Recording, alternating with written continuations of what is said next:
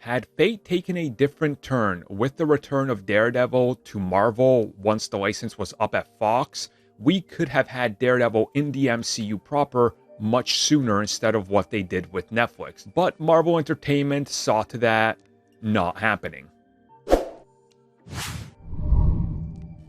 We all know that Daredevil was originally over at Fox, and they intended to try to reboot the character before the rights reverted back to Marvel. Now, what we didn't know up until the recent Marvel Studios history book is the fact of the rivaling sides of Marvel Entertainment and Marvel Studios.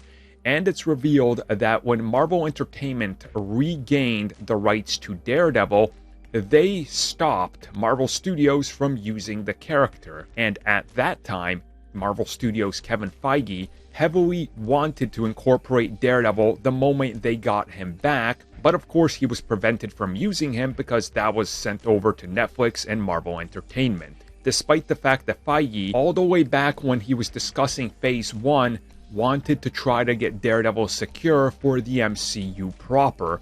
And we don't know how they were going to do that, whether it was going to be a Marvel Studios TV series attempt, or whether they were going to incorporate him into films.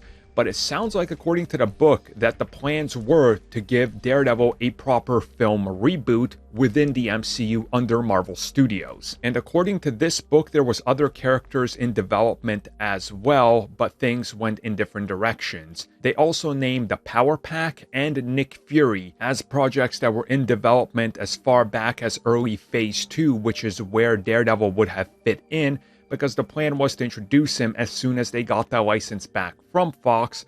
But of course, that got announced as a whole slate of Netflix projects by Marvel Entertainment before Feige could even try to get his hands on the character and develop him further.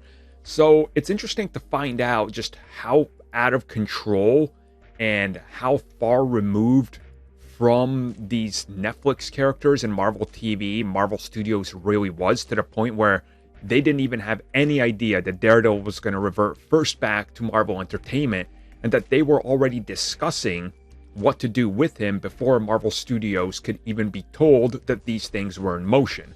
I guess that just sort of shows you the divide that the two studios had and how they didn't get along even more. Now, of course, what happens next with Daredevil will be interesting to find out, because Marvel Studios does have control of everything now, so hopefully we get something, we get an expansion to it. I would love to see maybe a film, but you never know these days, because the landscape of the MCU has changed so much since early Phase 2 development that you never know now.